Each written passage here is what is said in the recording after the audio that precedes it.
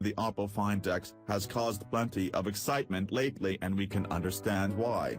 This is the first proper flagship smartphone from Oppo in quite some time, and now the company's official Weibo account brought confirmation about some of the key specs. The post comes to confirm the 10A listing from the other day that the device will sport the best-in-class Snapdragon 845 chipset, 8GB of RAM and a generous 256GB of internal storage.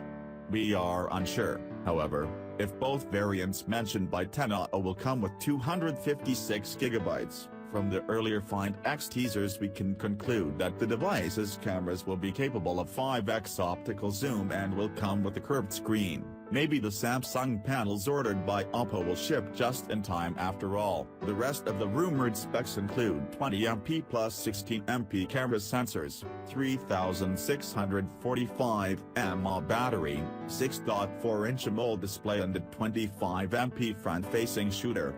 However, the last few bits are still unconfirmed, and we will know for sure once the device goes official on June 19th.